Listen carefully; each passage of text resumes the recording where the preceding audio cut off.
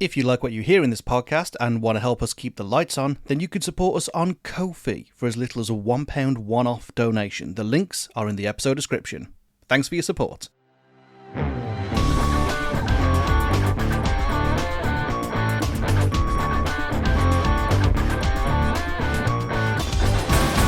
This is Skip, the podcast where we tell you, in our opinion, which albums are truly unskippable and which ones belong in the skip. I'm Mike. I'm Rob. And this week we are taking a look at Kaiser Chiefs' first album. I nearly said second, I just stopped myself there.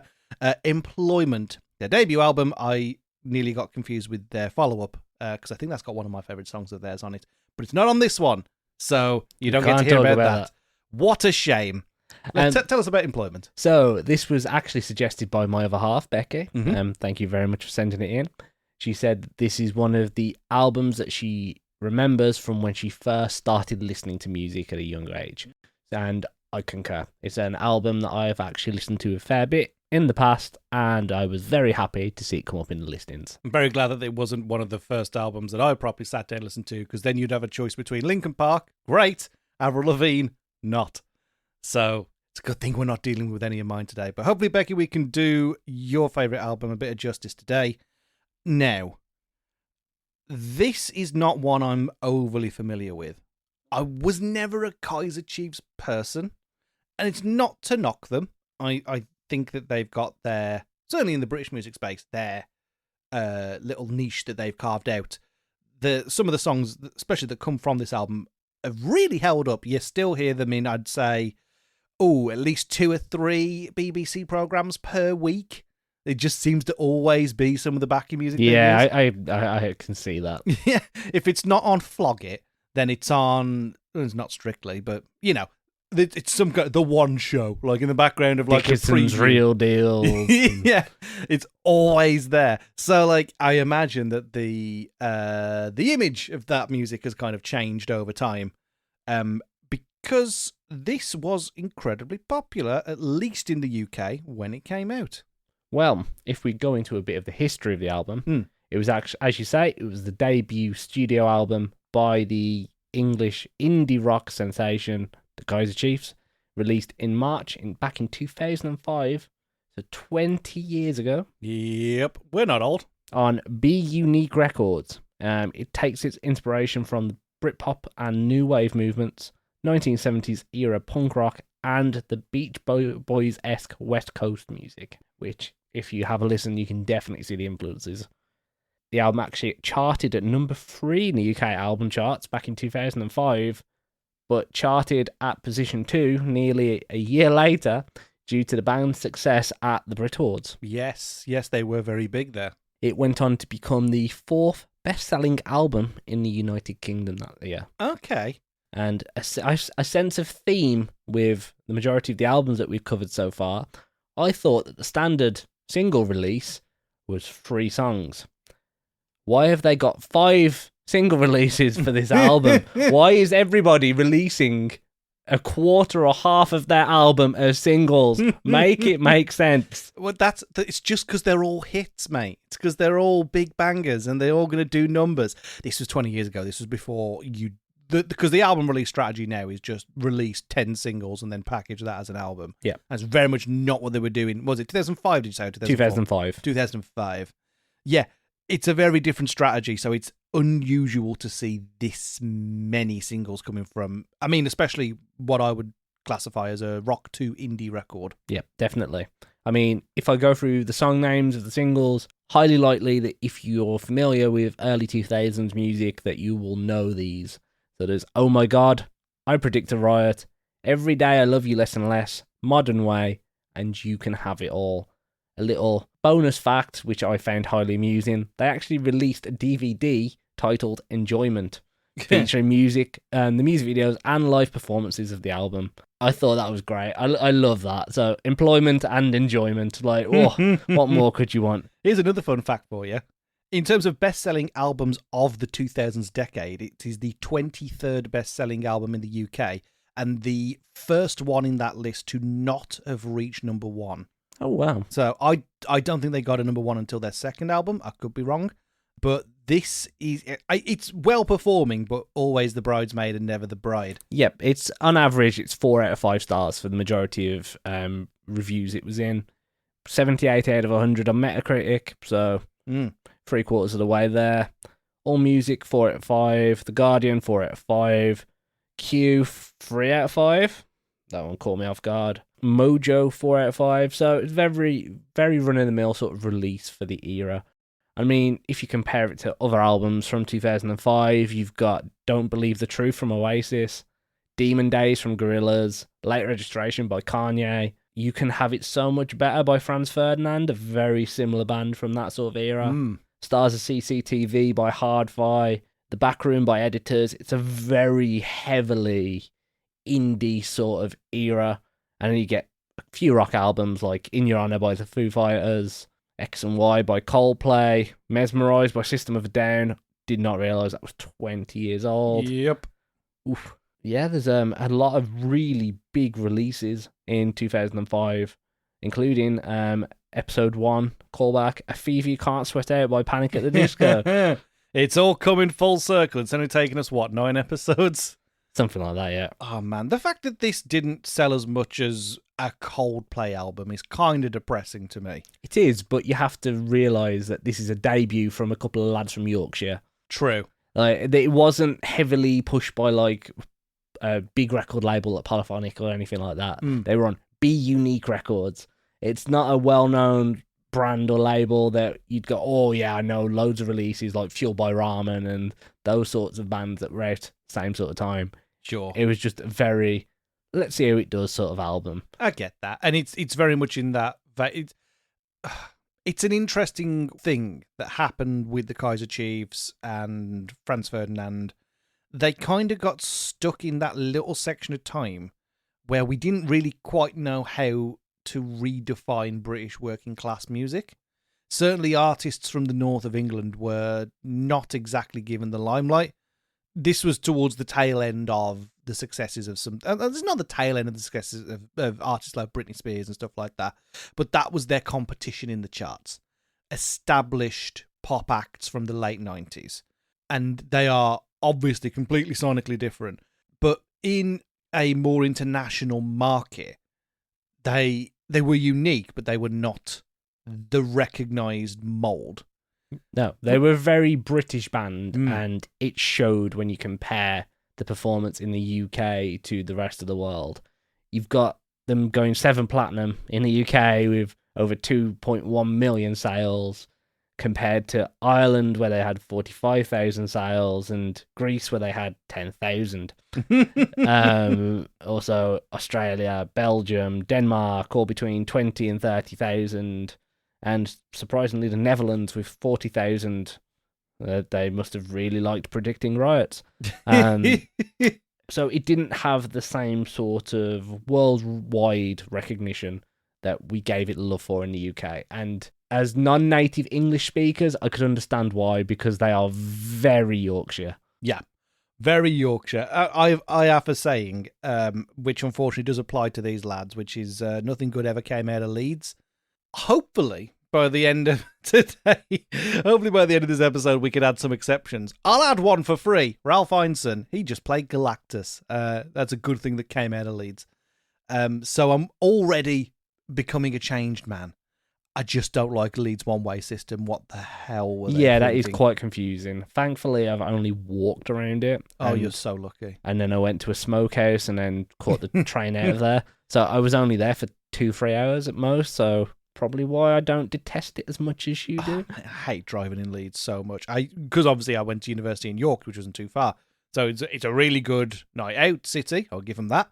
But you would go, and parking is a nightmare. Understanding which turn to take. Everything's a roundabout. Everything is a roundabout that then leads to like these single track raised fucking pathways. I detest being in Leeds if I haven't arrived by train, basically. The only thing I don't understand is why is their main venue called the Corn Exchange? Is that Leeds? Yeah. Oh, wow. Okay. I haven't seen any gigs in Leeds, so I wouldn't know. And I imagine that Kaiser Chiefs did very well in the Corn Exchange. I just had to double check for my own vanity. But yes, the follow-up to this, which was Yours Truly Angry Mob, did go to number 1. which I think is their best performing album. Can I take a guess of what your favourite track is off that album? Off the second album? Yes. You certainly can. Is it Ruby? No! I'm not a basic bitch. I am, because that song was about his dog. Yeah, I know. Everybody And that makes me love it even more. I get it. I liked... I mean, we're not here to discuss the second album, but like I did like The Angry Mob. I think that is a great title track. And Everything is Average Nowadays is actually a very good song. Two great tracks. But... Going back to the album in question of Employment. Not the only tracks they're known for. Exactly. And I imagine that some of these are going to come up in our favourite tracks, which I think we'll just dive straight into. Sure. That being said, before we do that, I didn't actually ask what your relationship with the album is, because it's your partner that sent this in. Yeah. So I want to know what you remember from it. Well, it's quite comical that when me and my partner got together all those years back, we've been together a while, we had a shared love of music. And one of the earliest memories I have of music is I was one of those weird kids that just used to sit there and listen to music constantly. I had my tape player with 5 on, A1. I was a basic boy band bitch. Then I moved on to CDs and moved more into rock. And I remember wanting an MP3 player so badly. Seeing all the ones in the markets with the little screens where you have your song down, being like, oh, you can have 30 songs. Oh, what a dream. Was it one of them stick ones where you take the cap off the end and it's a USB? 128 megabytes of music at your fingertips. Oh, what a dream. The exported file for this show is going to be more than that would have held. Yeah, which is insane. But like, I remember begging for a 32 megabyte MP3 player. And it was a sharp one out of Argos. And I just remember... They should have filed the corners. Sorry. I love it. And I wasn't allowed it because I was on holiday, and I was holiday spending money, and it broke my little heart. I remember one Christmas, my nan came through, or it might have been my uncle actually, and Play.com's value range MP3 player was there waiting for me. It was a white memory stick with a play button, volume button, and skip button. No screen, no way to turn it off unless you took the battery out. And it was a USB memory stick that you just plugged in. I had no computer. However, I did get a few albums for Christmas that year. One of which being Employment by the Kaiser Chiefs, which was from my aunt, who is no longer with us. And I went to my uncle's house that very night. They bought me the MP3 player and he put it on there. And every time I'd put the battery back in, it would instantly be the Kaiser Chiefs. I had no computer, so for about 7 months, I had 3 albums in rotation because we put it the smallest bit rate that we could. So I could fit 3 albums on my memory stick MP3 player. So you had this every time, and it would sound like it was an old, like early 1900s BBC radio broadcast. Well, considering I was listening to it on Poundland headphones, it didn't make much of a difference. Oh God! Oh, for those who weren't there, like cabled headphones used to be an absolute nightmare. They sucked so hard. I was a loyalist because as soon as I got my first iPod, I was a loyalist to their pack-in headphones. And it wasn't until I got a proper set of headphones I was like, oh, these are absolute dog water. Wonderful. I've been missing out for 15 years. When I started podcasting, which now that I think about it, if I said what age I was when I started podcasting, I might get very depressed. I was still listening to everything, including the editing of those episodes, in crappy packing headphones. Wow. So don't trust me on anything audio related. I've always been an idiot. Should we talk about good tracks? Sure.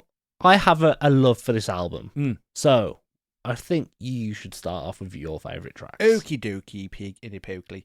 I am also a little bit of a basic bugger because, no, I think the one that everyone's going to know is I Predict a Riot. Yeah. So, like, hearing it in context of the album has been totally different to just hearing it as a song that is featured, like you say, on every BBC show going. So I don't think I found a newfound appreciation for that because it was just so overplayed. But did you sit and listen to the lyrics a little bit harder and listen to how clever they are? Yes. I appreciate, again, it's one of the Britpop's very good at this, just as a genre. So I can see the motivations for wanting to do something more gritty in that, and I think they just about come on the right side of it because it does feel realistic to kind of the time that this was released, in that, you know, the outside world felt threatening, and I think that works.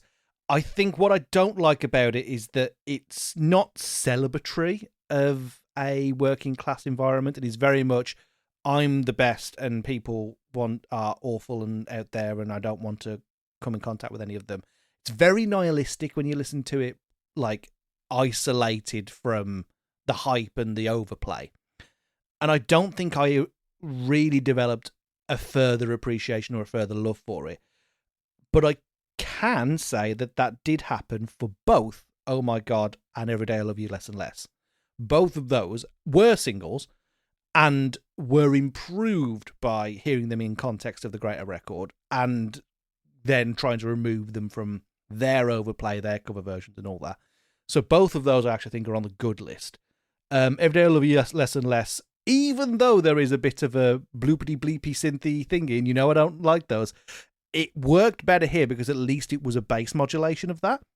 I completely agree. And it kind of felt like that was going to be the progenitor to where all the kind of like, I'm not drawing a straight line between Kaiser Chiefs and Hadouken, but like the entirely bass rhythm of that then leading into stuff like Hadouken, Crystal Castles and all that. You can see how we got there in such a short amount of time in the 2000s. So I think for what that did for British music going forward, I don't think that can be understated. I think that it's good to see where that sound kind of resurged from. But I actually do think Oh My God is probably one of the best ones on the record. It is not the best on the record because I'm picking 3 and I'm picking The Modern Way as the best one. I think that feels like the most accomplished song on the record. I think it's got a bit more of a scope with its storytelling. It feels like it is trying to say something more about the progress or lack thereof in terms of British society. Because the album does feel like it's trying to comment on British working class and the society of the time, which we were alive for, but perhaps not all there in terms of the social decline that I think the record is trying to talk about when it gets it right. When it doesn't get it right, I think that's because it's abandoned those themes. And we'll come on to those later on. But when it gets it bang on and it feels current, and it, well, not current, you know what I mean, of a time, and it feels like it's properly marrying its storytelling and its sound and the talent of the people in the band, because there are tracks that don't show that off.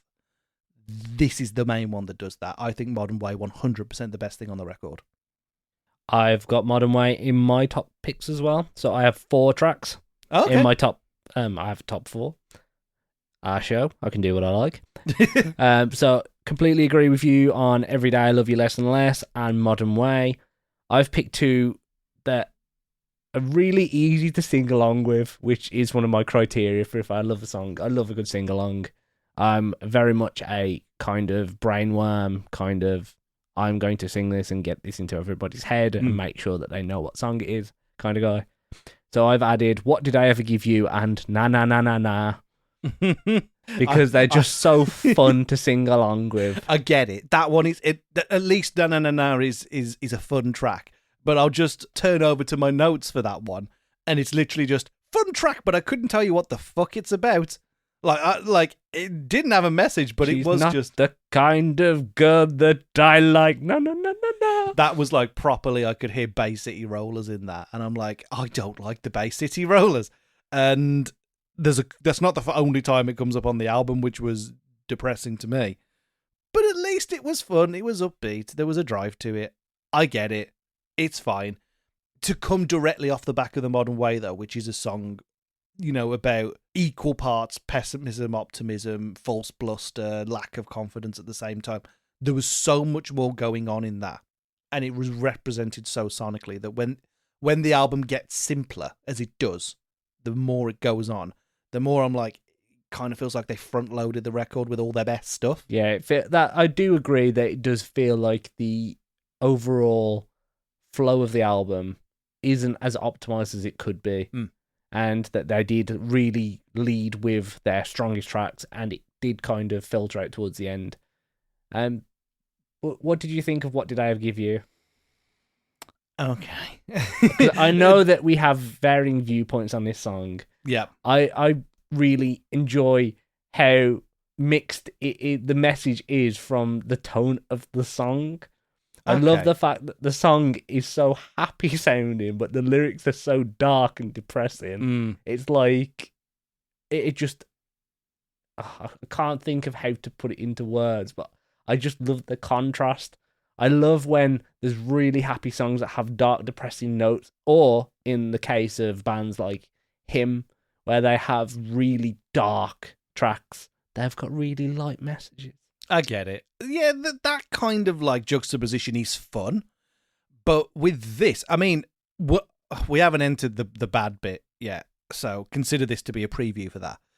I think that specifically What Did I Ever Give You is them going, yeah, we can absolutely do a song that is evocative of like early 60s stuff, maybe kind of mod era stuff, with really kind of like slimmed down instruments, and I found it fucking boring and plodding and never fucking ending.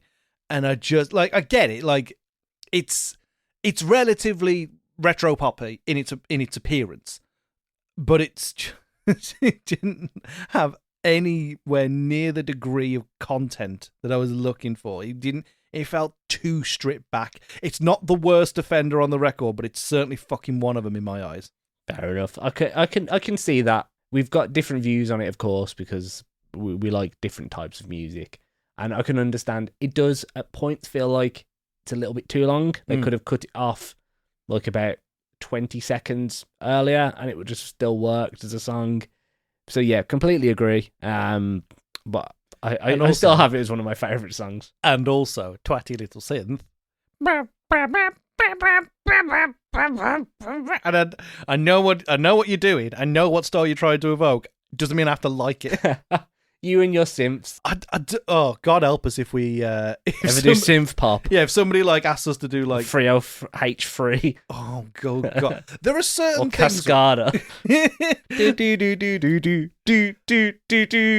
the thing about 303, right? I don't know whether that would be the most challenging episode we ever did or genuinely one of the most fun because it's absolute trash, but it knows it is. If anyone wants to recommend LMAO, Party Rock Anthem. No. We will happily receive that at skipdpod@gmail.com. I don't want to review LMFAO.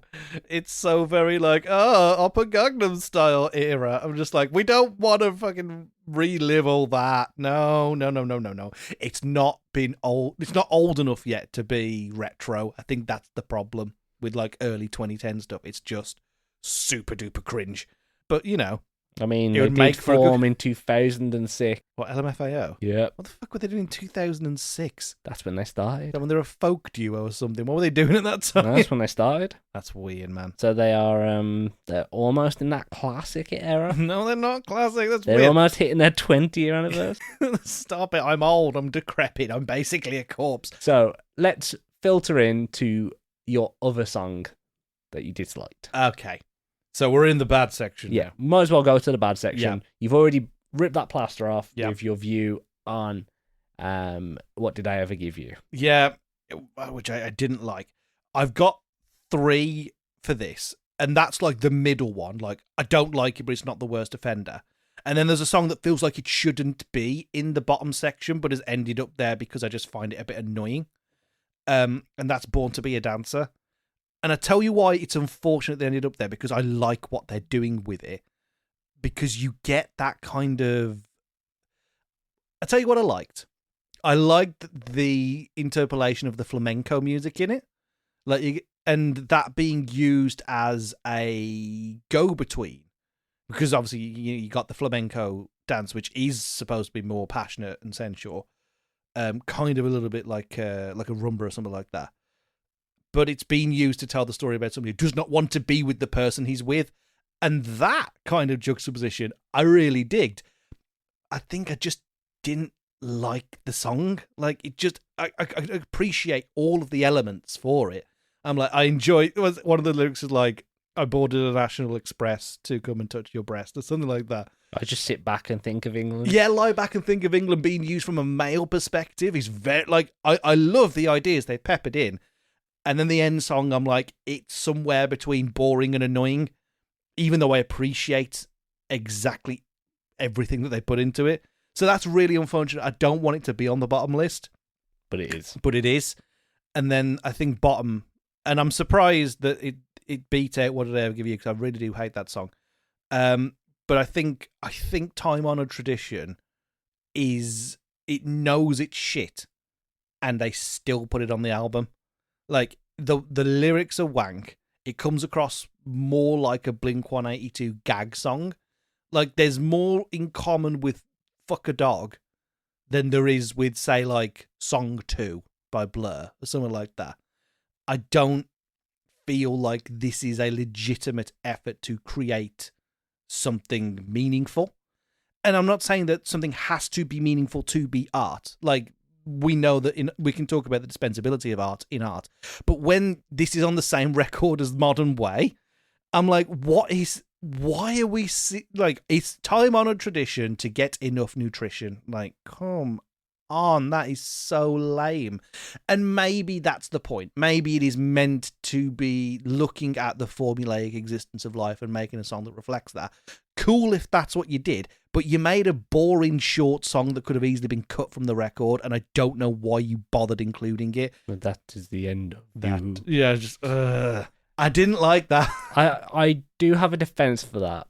If you look back to bands around that sort of time, you're looking at bands like The Automatic and other. They were after this, right? Though? They were around the same sort of era of like indie pop, and the majority of albums from that style had a similar sort of track where they have random screams for some reason.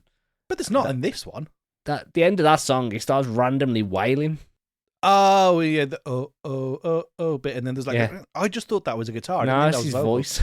Oh god, it sounds real strained. Yeah, I think I like the shouting. Like when that kind of indie punk stuff was working, like The Automatic's a really good example of that, because the shouting in Monster really works for it.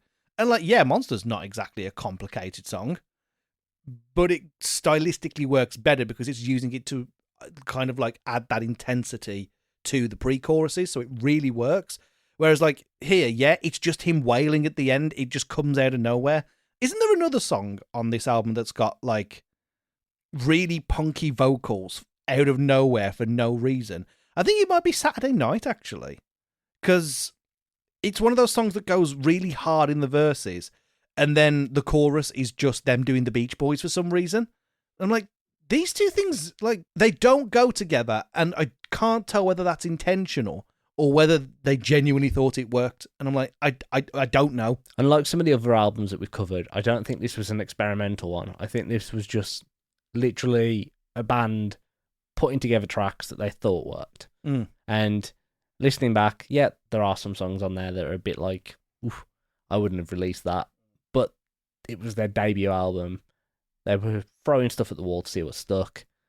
Their career didn't really take them in the direction they wanted after this release. Yes, they got the number one after the follow-up, but then they kind of fell into obscurity until, for some reason, like 2 or 3 years ago, when they had a huge resurgence, and now they're back on the scene doing gigs a lot, Warwick Castle and stuff like that. Yeah, which I think it would be phenomenal. Because Ricky Wilson went on The Voice as a coach for a couple of years. Okay. And they did the Yorkshire tea advert, which I absolutely love. I don't think I've seen this. They're proud to be Yorkshireans. Yorkshiremen. They're proud of their heritage, and I think that's what I love about them. That they haven't changed, unlike some of the other bands that we've talked about previously. Alex Turner. Where they've kind of lost their... You gave that album unskippable, and whether or not you did that for me or for the person listening... Hey, just because I gave it a verdict doesn't mean I appreciate the fact that the man ditched his accent to become a New York snob. But the music is better. But yeah, I love the fact that they're so proud to be from Yorkshire. I mean, I think that's why they had such a glow up, such a resurgence. I get that. I get it. And it makes sense for them as a brand to lean into the heritage side of things. I think it's very interesting to recontextualize, certainly I predict, to Riot, based on them going, oh, our core audience is that Northern British crowd, when certainly I predict to Riot feels a lot more like a sneering indictment of what Northern England had become at that time.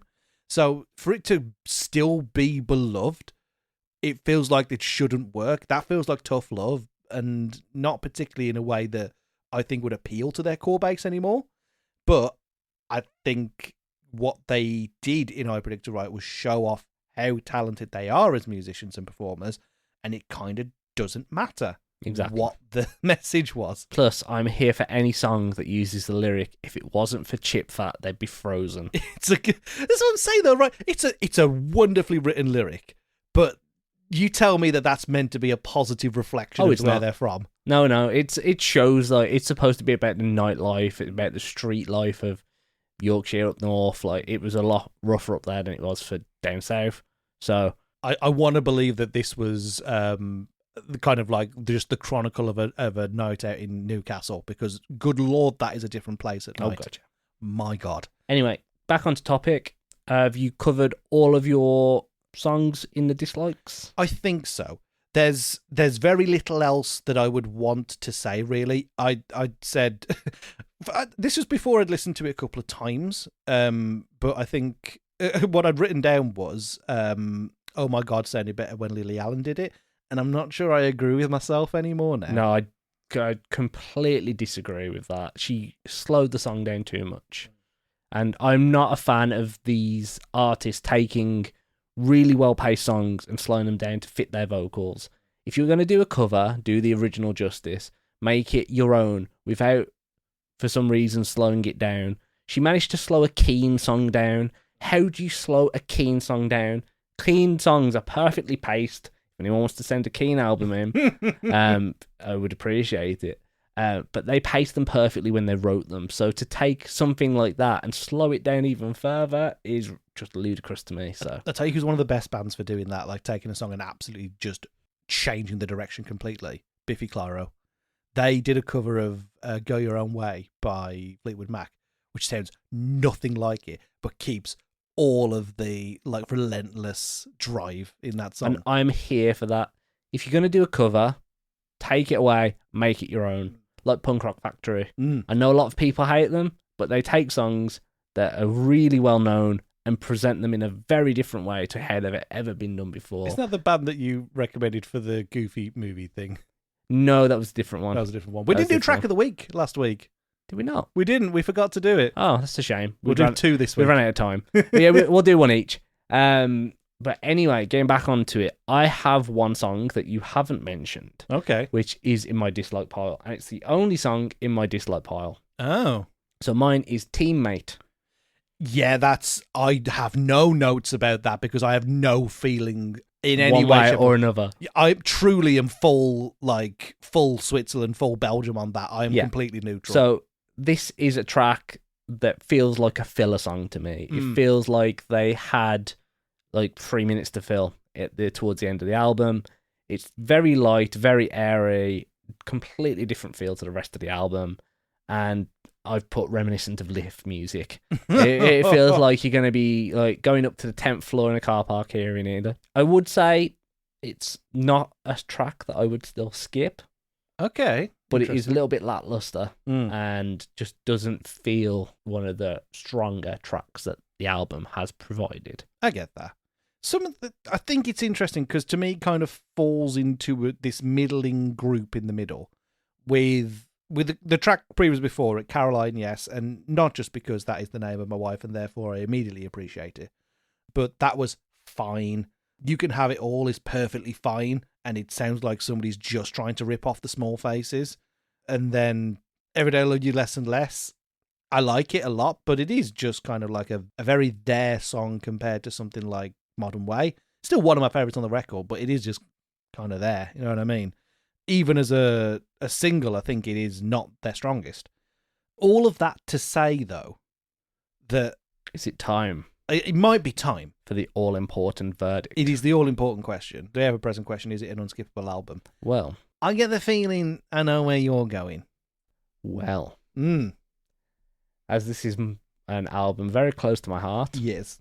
and following the same sense that I've applied to every other album, this is one where I could put it on in the background and not even realise I'm listening to it. Mm-hmm. So for me, the only certification I can give it is skipped. And I think we're going to have... No, unskippable. I was going to say, Nah. excuse me? I'm just playing you up. It's unskippable. Yeah. I feel like you're not going to have the same opinion, but I would love to be proved wrong. But so I'm giving it unskippable on my side. I hate when it falls to me and I've got to disappoint people. Listen, right, I think I've found a lot of newfound appreciation for what they were doing. I actually think Modern Way is a brilliant song. I do think there are some strong singles. I do think there's stuff to be found even in the bad stuff. I think Born to Be a Dancer just being on that cusp of just like all the elements should work, but they don't work in execution, would be something that could save the record. But I kind of give myself that little buffer zone of like, well, if I hate one of the songs, I'd still probably give it the pass if it's like extremely relevant to the time, or I can see these pathways into other music. And then it's like, okay, I could probably forgive Time Honored Edition. I probably can't forgive What Did I Ever Give You. Teammate's kind of a nothing song. Born to Be a Dancer is more bad than good. And it's like, oh no, half the record is in the bad pile. I gotta skip it, mate. I'm so sorry. I mean, it's completely understandable. At the end of the day, we have varying viewpoints on music. There are going to be albums that we disagree on. This isn't the first, and it won't be the last. Exactly. There's going to be plenty that come up in time that you're like, ooh, and I'm going to be like, ooh. It's still one of those ones where we've talked about it like God knows how many weeks in a row. But when you were like, the new Sleep Token album is in a 10 out of 10, and I'm like, I'm gonna fly at you. It's like we need to get past that of just like there's just going to be things that do not work. Yeah, we're just going to disagree on certain albums. And yeah, this is one of those where I could just sit and actively listen. Yeah, I'd choose to actively listen to it. You not so much, and I completely appreciate that. And I appreciate you. Me. No, she's not. She understands that like that's the way it is. And as the rulings go, if we don't agree, it has to go in the skipped pile. So I think to round off this episode, all we can say is, unfortunately, employment, you've gone in the skip, lad. You don't join the illustrious club. And I think the win rate on this show is now just getting more and more dire. I think it's, what is it, 1 in 3? 1 in 2. 1 in 2. No, that's good. That's like 50-50. It's less than 50-50 now, isn't it? Because it's 3 in 9. 3 in 6. 3 in 6. We're in 6 episodes. Sorry, I can't math. It's been a long day. 3 in 9. So yeah, it's a third. Yeah. Oh, it's only going to get worse as it goes on. No. Or is it? Things can only get better. Oh, man. Has your mum submitted that one? Maybe. I haven't checked the pile recently. Need D-Ream. I just didn't need that 90s flashbang. Thank you for taking me off my stride with just the word things in that exact tone. Well, in that count, do you want to give your track of the week? Sure thing. I've been listening to a bunch of stuff at the minute, really. I'm going to give a shout out to an album that I would love it if somebody sent this in and asked us to cover it. I'm going to go to the album Times Infinity by Watsky, and I got back into a number of tracks off this record recently, but the one that always stands out to me is Don't Be Nice. I wondered why, right, if I could put a big playlist of all the albums I can consider to be unskippable in one thing, I'm like, what would it go in there? And I was going back through one of the ones that were contenders, and I forgot how good this album was, but specifically Don't Be Nice has some really great bars in it. And I'm not a rap guy, right? I'm far from it, and I thoroughly enjoy the wordplay and the beat production on this album. And that it feels more bombastic than anything that was being produced at the time in that kind of sphere. I think it helps that Watsky is an independent rapper and very much didn't need to book to any certain trends, had a niche, worked in it. And that meant that at the time that he was recording this, so that would have been like, 2016-ish, I think that's the rise of your mumble rappers, isn't it? That's the inception point for that kind of hip hop that does nothing for me. And he was continuing to basically just do beat poetry with some really excellently produced music. And Don't Be Nice feels like a diss track against the world. And I think I love that it gave him space to be critical and have venom, which was kind of missing from his earlier work. It kind of bleeds into some of the later stuff he does. Like Stick to Your Guns on that same record, he's kind of got that same kind of vibe. But Don't Be Nice is the one that grew on me the most. So that is my track of the week. Awesome. So my track of the week is actually a band that I haven't really listened to too much. It is the new single from 3 Days Grace called Kill Me Fast. They're still going? They're still going. Wow. They have a new album out. And it's a very reminiscent song to some of their other hits from the past. It's nice to hear them still going. I didn't realise they were still going. It randomly came on while I was running the other day, and it is just a great song. Really nice energy. Just very 3 Days Gracie. Just nice, simple Who could metal. have known? Very simple, heavy rock / metal with non-screamy vocals that just really nice tone to the song and a really nice rhythm. So that's my recommendation. And you don't hate everything about it. That's No, always I nice. don't. And it hasn't made me into an animal. These are such lame jokes. Thank you for listening. It's never too late It's never too late. to riot. For God's sake. Oh no, I can see Mike's time of dying. If you don't come back, I understand, but I hope that you do join us next time for another episode of Skipped. Thank you very much for listening to this one. We will see you next week. Bye, everybody. Bye.